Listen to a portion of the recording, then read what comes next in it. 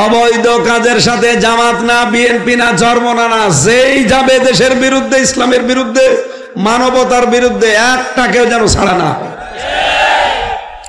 আর আমরা তাড়াতাড়ি আশা করছি, বৈষম্যের শিকার ছিল এই 15.5 বছর যারা, এই 1628টা চেয়ারে যারা ছিল, সে যাই হোক, প্রত্যেকের চেয়ার থেকে নামিয়ে দেন, নতুন করে এই জায়গায় মানুষকে বসান। ডক্টর মোহাম্মদ অলিউল্লাহ যেভাবে একটা চেয়ার পেয়েছে, আমরা চাই এরকম বৈষম্যের শিকার যারা ছিল তারা এই চেয়ারগুলো পাক। এতদিন অবৈধ চেয়ারে বসে বহু অবৈধ কাজ করেছে। আজকের এই মাহফিলের আয়োজন করার জন্য সেই মানুষগুলো শ্রম দিলেন, অনেক দিন করতে পারেননি। একেবারে খোলা আকাশের নিচে আজকে মন খুলে আমরা কোরআনের কথা বলতে পারি, শুনতে পারি, এই জন্য জবান দিয়ে বলেন আলহামদুলিল্লাহ। দরুদ আর সালাম পাঠের মাধ্যমে আমরা আরম্ভ করছি আমাদের আজকের আলোচনার বিষয় অভিভাবক। কি বললাম? বলেন বলেন। আপনারা সূরা মায়েদার 55-56 নম্বর আয়াত শুনলেন। এর আলোকে আমরা তাফসীর আকারে কথা বলতে চাই। আল্লাহ রাব্বুল আলামিন বলেন, ইন্নামা ওয়ালিয়ুকুমুল্লাহু ওয়া রাসূলুহু ওয়াল্লাযীনা আমানু।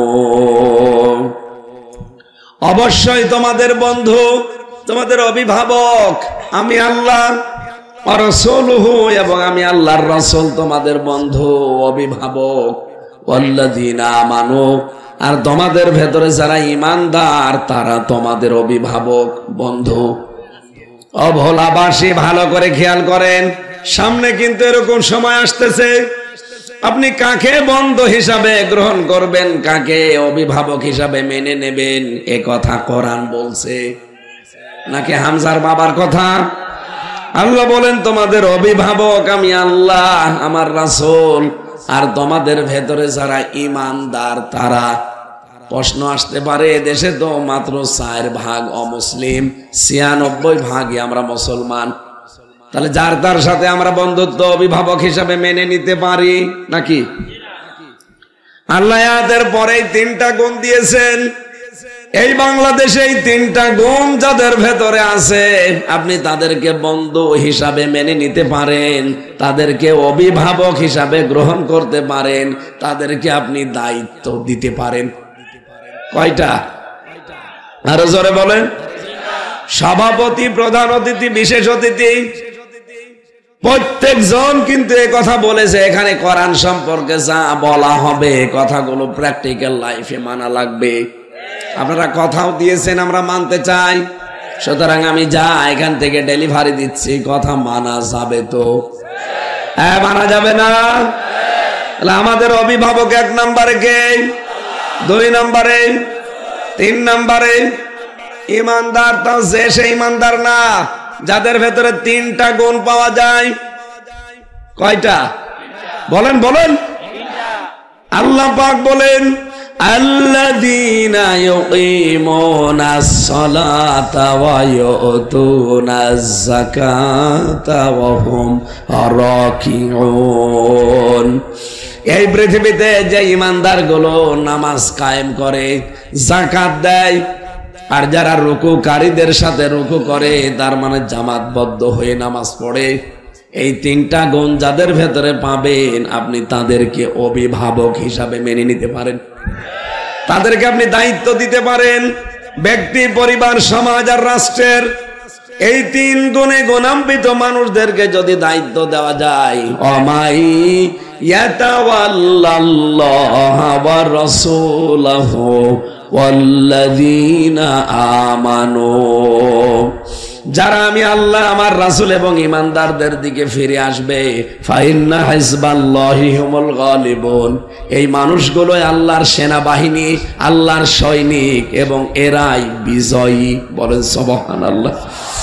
এটা বাংলা অর্থ ছিল। এবার আসেন তো আমরা তাফসিরে যাচ্ছি।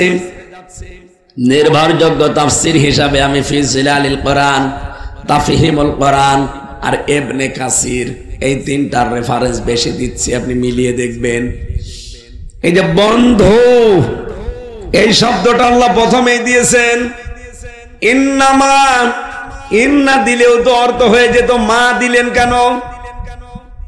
আরবি গ্রামার অনুযায়ী ইন্নামা যখন যোগ হয়ে যায় তখন বাংলা অর্থ দাঁড়ায় কেবলমাত্র, শুধুমাত্র, একমাত্র। কথা বুঝতেছে? সূরা কাহফের শেষের দিকে আপনি এরকম একটা আয়াত দেখবেন, কুল ইন্নামা আনা বাশারুম মিসলুকুম ইউহা ইলাইয়া।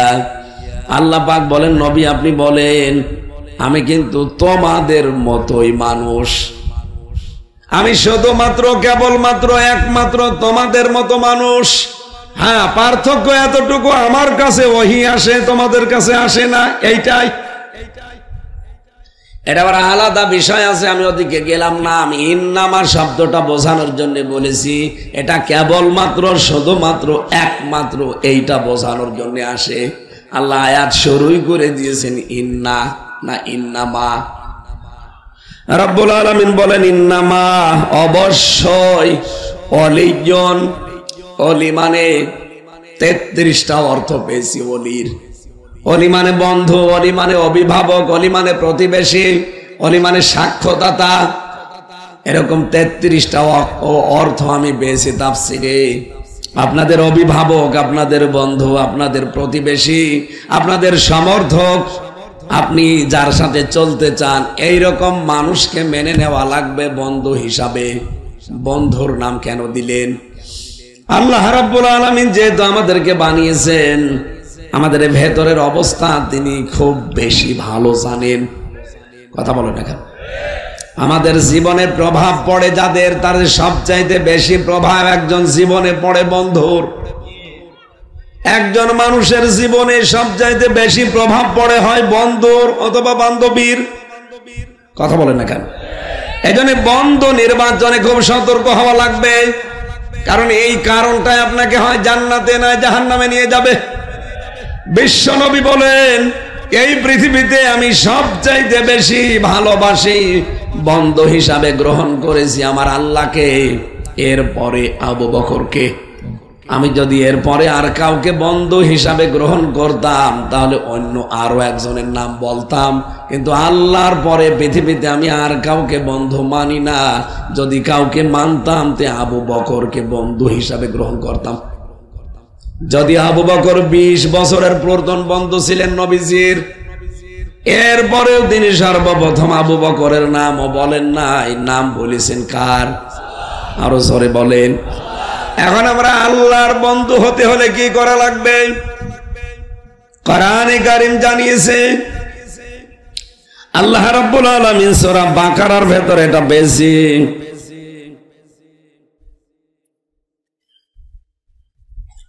আল্লাহু ওয়ালিয়ুল্লাযীনা আমানু।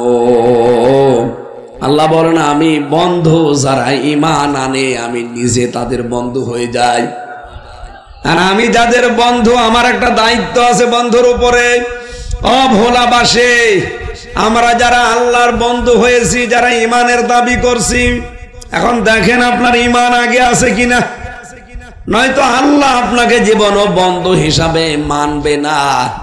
বন্ধু হওয়ার জন্য প্রথম শর্ত কি? ঈমান আনা লাগবে। কি এটা বুঝেছে? এই পৃথিবীতে এখন 810 কোটির উপরে মানুষ আছে, মাত্র 175 কোটি আমরা মুসলিম। যাদের ঈমান আছে এই মানুষগুলো দাবি করতে পারি যে আমাদের বন্ধুকে। বাকি শত মানুষ দুনিয়াতে আছে, কেউ এই কথা বলতে পারে না আমার বন্ধু আল্লাহ। পারে? কারণ তাদের ঈমান নেই। এখন আমরা যারা ঈমান এনেছি, আমাদের আল্লাহ কিন্তু শর্ত দিয়েছেন, তুমি ঈমানের দাবি করলেই হবে না, ঈমান আনার আগে তোমাকে একটা কাজ ছেড়ে দেওয়া লাগবে। ফামাই ইয়াকফুর বিত্তাগুত ওয়া ইউমিন বিল্লাহ। সূরা বাকারার 256 নম্বর আয়াতের মাঝের অংশে আছে, কোন মানুষ যদি ঈমান আনতে চায়, আল্লাহর ঘোষণা তাকে তাগুত ছাড়া লাগবে। তাগুত ছেড়ে দিয়ে যদি ঈমান আনতে পারেন, লাং ফিসামালাহা, জীবন ওই ঈমান ধ্বংস হবে না। এই বাংলাদেশে যারা তাগুত ছেড়ে দিয়ে ঈমান এনেছে, আপনি তাকান তাদের দিকে, তামাম দুনিয়ায় একদিকে গেলেও তাদেরকে জালেমরা টলাতে পারেনি। এই বরিশাল বিভাগের কৃতি সন্তান ডক্টর শফিকুল ইসলাম মাসুদ, এ পটুয়াখালী বাড়ি, 57 দিন রিমান্ডে ছিল। এমন কোন জায়গা নেই যে তাকে পিটানো হয়নি। তার এই হাঁটু হাড়ের 360টা হাড় আছে শরীরে, এমন কোন জায়গা নেই যেখানে প্রশাসন পিটায়নি। সব গুঁড়ো গুঁড়ো করে ফেলেছে।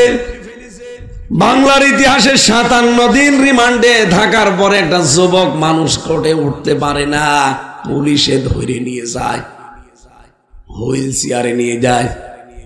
বলেন তো, এত কিছু করার পরও জালেমরা তাকে 1 চুল টলাতে পেরেছে? সেই ঈমান এনেছিল কিন্তু তগুত ছেড়ে দিয়ে। কথা বলে না কেন? বাংলাদেশে বহু মানুষকে আমরা ঈমানের দাবি করতে দেখছি, বহু হাসি, বহু আলেম, বহু পীর, বহু নামাজি, তারা ঈমানের দাবিও করে কিন্তু তগুত ছেড়ে না দিয়ে, তাগুতের সাথে সম্পর্ক রেখে ঈমানের দাবি করে। এজন্য ঝড় উঠলে তাদের ঈমান আগেই লিভে যায়। বাইতুল মোকাররমের সাবেক খতিব ঈমানের দাবি করতো, অথচ নৌকা মার্কা নিয়ে দাঁড়াইতো। তোর ঈমান থাকে কি করে?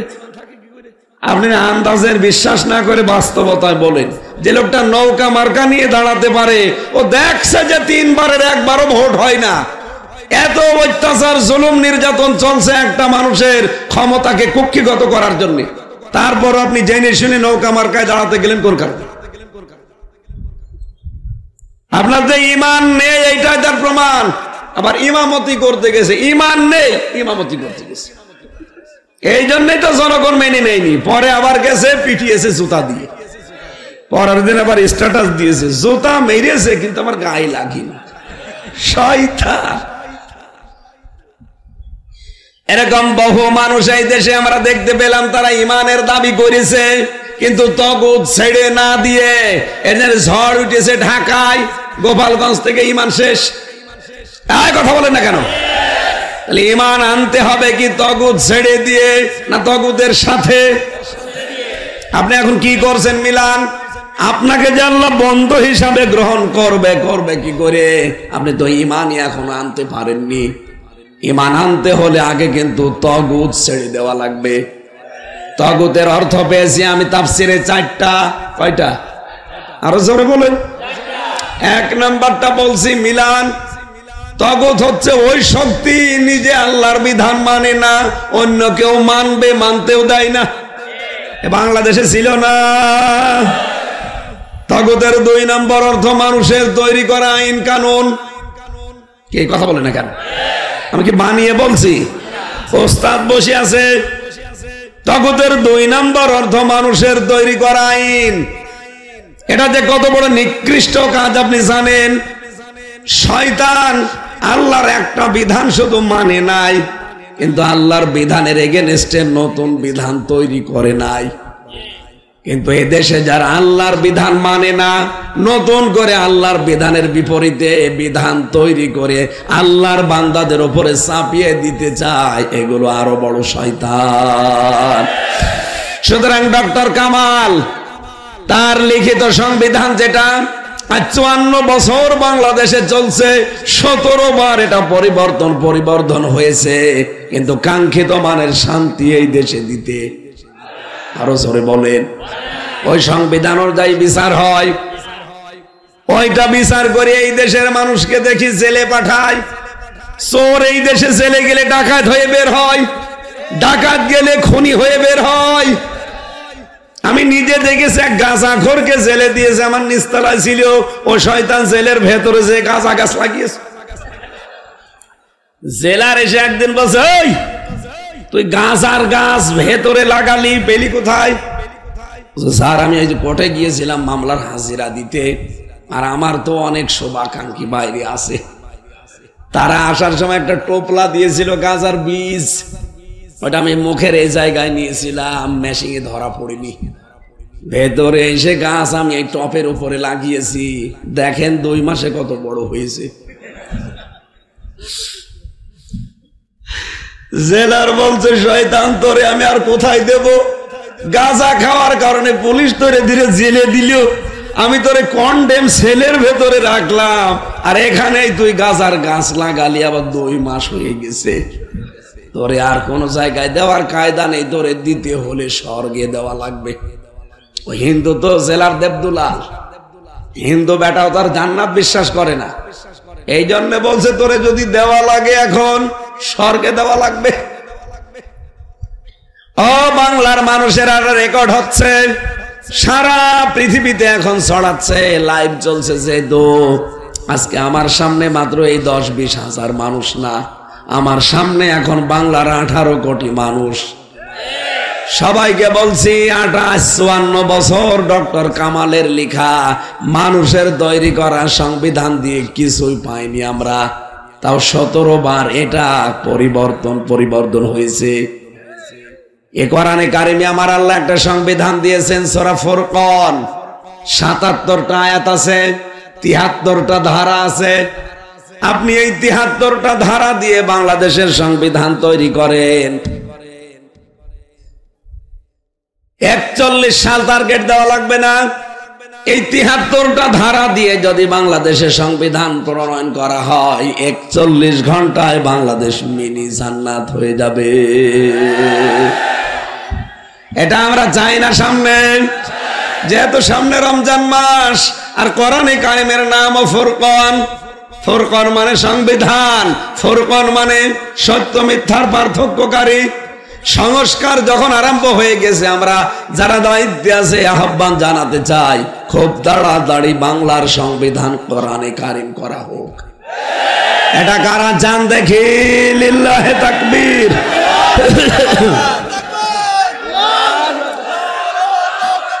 আলহামদুলিল্লাহ।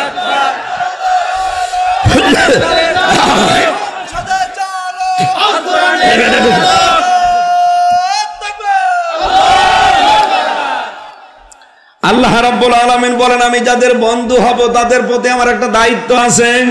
ইখরিজুহুম মিনাজ যুলুমাতি ইলান নূর, তাদেরকে আমি অন্ধকার থেকে আলোর দিকে নিয়ে আসব। এখানে যেহেতু অন্ধকার বলতে জুলুমাত বহু বচন আর নূর এক বচন, তাফসিরে মুফাসসির বলেছেন দুনিয়ায় যত নিয়ম নীতি আছে, যত ধর্ম আছে, শুধু ইসলাম বাদ দিয়ে সব অন্ধকার। 4500 ধর্ম আছে এই দুনিয়ায় এখন, ইসলাম বাদ দিয়ে আল্লাহর দৃষ্টিতে সব অন্ধকার। কথা বলে না কেন? সুতরাং অন্য ধর্মের যারা আছেন, ইহুদি, খ্রিস্টান, বৌদ্ধ, মুশরিক, মাজুসি, সবাইকে আহ্বান জানাচ্ছি, আপনি একটু বিবেক দিয়ে চিন্তা করেন। আমি ইহুদিদের সাথে বাইরের দেশে মিশেছি, খ্রিস্টানদের সাথে মিশেছি, আর মুশরিক তো আমার পাশে আছে। বাইরের রাষ্ট্রগুলো যখন সফর করতাম, ওই সময় দেখেছি খ্রিস্টান, ইহুদি দেখলে মনে হবে যে বিশাল আলেম, ওর মিস্ত্রির হাত মোজা, পা মোজা পরা, 4-5টা ছেলে মেয়ে পাশে, ওই লোকের এ পর্যন্ত দাড়ি, বিশাল পাগড়ি মাথায় দেওয়া, জোব্বা একেবারে পা পর্যন্ত, আপনি জীবনও বুঝতে পারবেন না ইহুদি। যখন পরিচয় করি সরাসরি জিজ্ঞাসা করি আপনার নবীর নাম কি, তখন পরিচয় পাওয়া যায়। নবীর নাম জিজ্ঞাসা করলে তখন বলে আমার নবীর নাম হচ্ছে জোসেফ। কি জোসেফ মানে? জোসেফ মানে মূসা।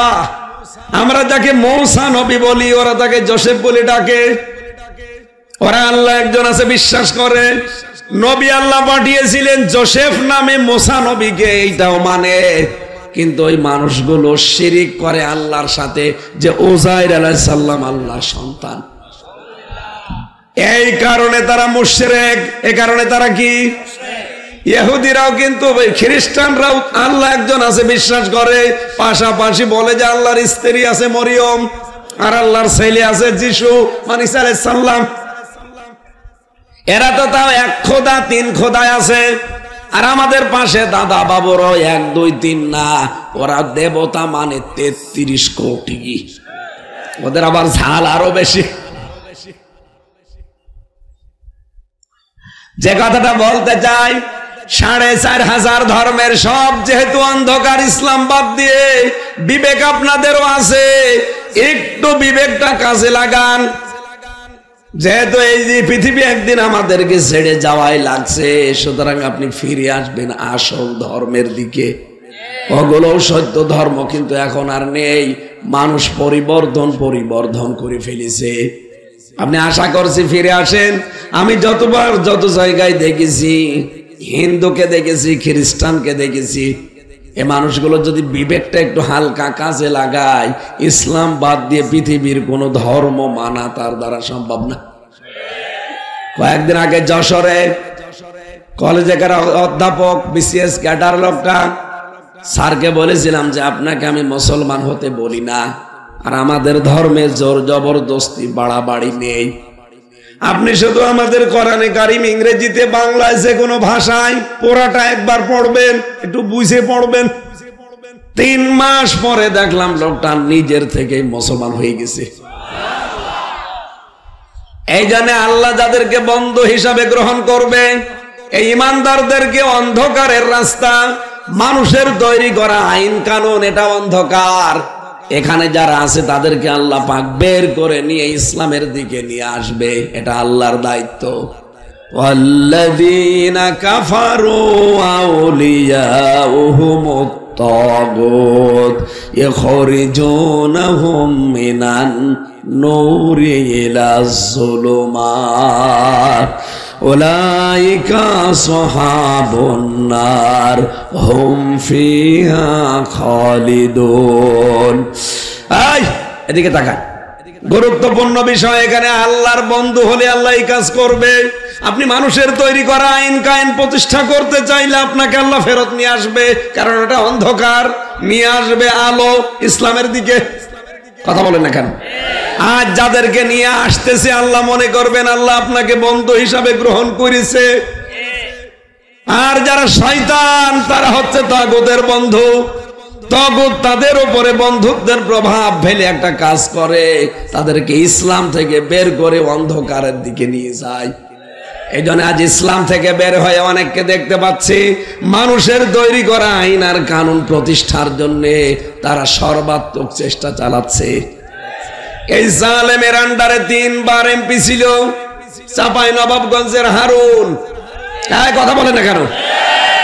সে এতদিন যাক দেখেছেন আলেমের পক্ষে কথা বলতো, সংসদে মুসলমানদের পক্ষে বলতো, হঠাৎ করে কি হয়ে গেল তার?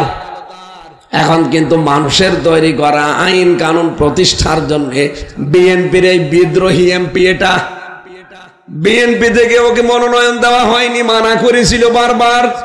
আমি নিজে তারেক জিয়া সাহেবের বন্ধু এবং পিএস তার 2 জনের সাথে জেলে ছিলাম। 3 বছর তারা আমার সাথে ছিল। এই ভোলার একজন গিয়াসউদ্দিন মামুন, এখানে বাড়ি নাই জেলায়, বোরহান উদ্দিন। আর একজন ছিল ওনার পিএস মিয়ানুর উদ্দিন অপু। তারা বলতো হারুন এবং আর যেগুলো দায়িত্ব পেয়েছে বারবার আমাদের লিডার ওদেরকে মানা করেছে, ম্যাডাম খালেদা মানা করেছে, ওরা শোনে নাই, সুতরাং ওরা বিদ্রোহী। এই জন্য বিএনপির ভেতরে এখন আমি নাম ধরেই বলছি 2 গ্রুপ, একটা ডান আর একটা বাম। ডান গুলো সব তারেক জিয়ার কথা মেনে চলে, বাম গুলো এদেরকে দাদা বাবুরা একটু পেছন দরজা দিয়ে উস্কানি দিয়েছে। এই জন্য এখন ইসলাম আর আলেমদের বিরুদ্ধে কথা বলছে। 15.5 বছর এই জালেমরা যেই ভাষায় কথা বলতো, আমার মনে হচ্ছে এখন কয়েকজন উঠে পড়ে লেগেছে ওই ভাষায় কথা বলছে। এমনি বলছে না, এদের পেছন দরজা দিয়ে হাওয়া দিচ্ছে। কারণ কতগুলো চুক্তি হয়েছিল 15.5 বছরে, সব চুক্তি ইউনূস আসার পরে বাতিল করে দিয়েছে। চিন্তা করছে দোয়া পড়বো বিপদে। কোন দোয়া? ইউনূস তো পড়ার কায়দা নেই। ইউনূস দোয়া পড়বে, তারপরও হবে না, কারণ নাম ইউনূস, দোয়া ইউনূস বাদ। কন্যা তো আছে তাদের কাছে, কন্যা যে ফিরে আসবে কি করে? 275টা মার্ডার মামলা কন্যার নামে। এই কারণে কন্যা আর আসতে পারে না। বাকি যেগুলো দাঁড়াবে কোন মুখ নিয়ে দাঁড়াবে? 2732 জন মানুষ হত্যা করেছেন আপনারা, কোন মুখ নিয়ে জনগণের সামনে আসবেন? আসতেও পারে না। এই জন্য এখন মনে মনে সিদ্ধান্ত জানিয়ে দিয়েছে, এই দেশে আমাদেরকে দিনের বেলা যারা চলতে দেয় না তাদের রাতের ঘুম আমরা হারাম করে দেব। কয়েকদিন আগে মেয়র জাহাঙ্গীর সাবেক এটা বলেনি? এই জন্যই তো ডেভিল হান্ট চলছে, শয়তানের খোঁজে। একটা শয়তানা যেন ছাড় না পায়। যারা দেশকে অস্থিতিশীল করতে চায় সে যেই হোক।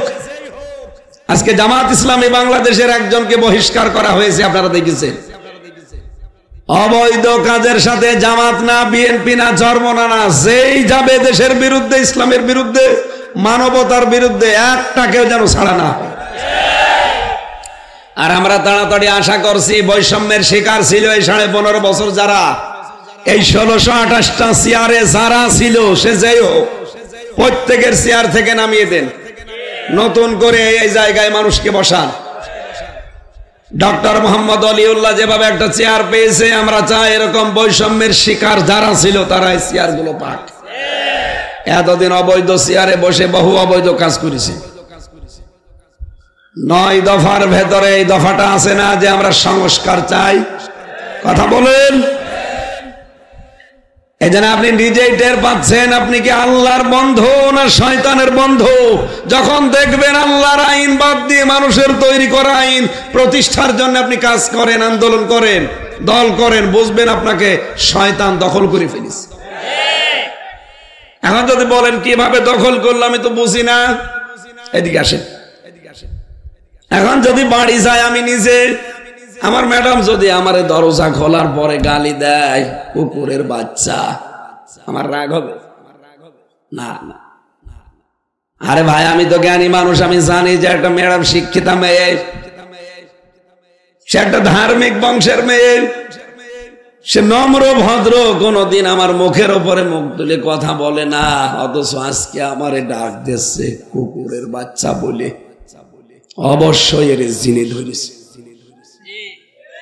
এই কথা বলে দেখা, জিনে না ধরলে অন্তত এরকম নম্র ভদ্র স্যারের ছাত্রী কোনদিন গালি দিতে পারে, তার জিনে ধরেছে অথবা পরিতে ধরেছে। আপনি যখন দেখবেন যে আল্লাহর আইন আপনার কাছে ভালো লাগছে না, মানুষের তৈরি করা আইন কায়েমের জন্য আপনি আন্দোলন করেন, দল করেন, ভোট দেন, আপনি বিশ্বাস করে নেবেন আপনি আর মানুষ নেই, শয়তান আপনাকে দখল করে ফেলেছে। সুতরাং এখন মুক্ত হওয়া লাগবে শয়তানের এই বন্ধুত্ব থেকে। তাকে অভিভাবক হিসাবে মানা যাবে না। রব্বুল আলামিন বলেন, আমি বন্ধু হব তাদের যারা ঈমান আনবে আমি আল্লাহর প্রতি। ঈমান আনতে হলে তাগুত ছেড়ে দিয়ে যারা ঈমান আনে, আমার বন্ধু হবে রাসূল। রাসূলুল্লাহকে কেউ যদি বন্ধু হিসাবে পেতে চাই, 4টা কাজ দুনিয়ায় করা লাগবে। কয়টা? এরপরে আমাদের বন্ধু হবে ঈমানদার। আর ঈমানদার দুনিয়ায় সবাই না, যাদের ভেতরে 3টা কাজ আছে আপনি তাদেরকে বন্ধু, অভিভাবক, দায়িত্বশীল মনে করতে পারেন। এমনকি পরিবার, সমাজ, রাষ্ট্রের দায়িত্ব তাদের হাতে আপনি তুলে দিতে পারেন নির্দ্বিধায়। কারণ আল্লাহর কোরআনের ঘোষণা, তারাই সামনে বিজয় হবে। 1 নম্বরে যারা নামাজ কায়েমের আন্দোলন করে।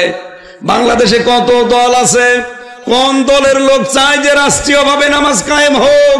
আপনি দেখতে পান সেই দলের লোককে অভিভাবক বানাবেন। 2 নম্বরে যারা চায় যে আমরা যাকাত ভিত্তিক অর্থনীতি কায়েম করতে চাই। ইসলামী ব্যাংকে যেটা আছে, মোশারাকা আছে, মুদারাবা আছে, মোরাবাহা আছে, বায়ে সালাম আছে, বায়ে ইস্তিসনা আছে, বায়ে মুআজ্জাল আছে, বায়ে ওয়াহেদা আছে, এরকম 28টা নিয়ম আছে। বাংলাদেশের কোন ব্যাংকে ইসলামের এই নিয়ম মেনে পালন করা হয় বলেন? যদি যাকাত ভিত্তিক অর্থনীতি বাংলাদেশে কায়েম হয়ে যায় রাষ্ট্রীয়ভাবে, আল্লাহর কসমে ইসলামী ব্যাংক যেভাবে চলে, সোনালী, রূপালী, চৈতালি সব এভাবে চলবে। 3 নম্বরে অহম রাকিউন, যারা রুকু করে। রুকু মানে এখানে রুকুর অর্থ 7টা। 1 নম্বরে যারা নামাজি, নামাজে সেজদা দেওয়ার সময় জামাতবদ্ধ হয়ে নামাজ পড়ে। এজাজ মাগরিব এসে আমরা যেহেতু মুসাফির, আমি একা একাই পড়ে নিতে পারতাম, চিন্তা করলাম না, স্যার যখন আছে অন্তত জামাতটা আদায় করি। যদিও মুসাফিরদের জন্য জামাত শর্ত না, তারপরও জামাতে নামাজ আদায় করেছি। এই কারণে আমি রুকুকারীদের সাথে থাকতে চাই। যারা নামাজের সময় হলে সব বন্ধ করে দিয়ে নামাজে যায়। রিজালুল্লাহ তুলহিহিম তিজারাতু ওয়ালা বাইউন আন যিকিরিল্লাহ ইলা আখির আয়া। সূরা নূরের ভেতরে আছে ওই সমস্ত ব্যবসায়ী যে মানুষগুলো আজান হওয়ার সঙ্গে সঙ্গে দুনিয়ার সব বেচা কিনা বন্ধ করে দিয়ে, দোকান ভাট বন্ধ করে দিয়ে আল্লাহর জিকির মানে নামাজের জন্য জামাতে দৌড়ায়। সুতরাং আমরা দেখতে পাই দেশে যারা জামাতবদ্ধ হয়ে নামাজ আদায় করে, যাদের রিপোর্টে এই কথা লেখা লাগে যে কয়েক তো জামাতে নামাজ পড়েছেন, লিখে রাখেন। এক কথা বলে না কেন? বাংলাদেশে এরকম দল তো হাজারটা। যারা এইটা লেখে যে প্রতিদিন আপনি নামাজ একা পড়েন না, জামাতে পড়েন, ওটা লিখা লাগবে, দেখানো লাগবে উপরে যারা আছে তাদেরকে।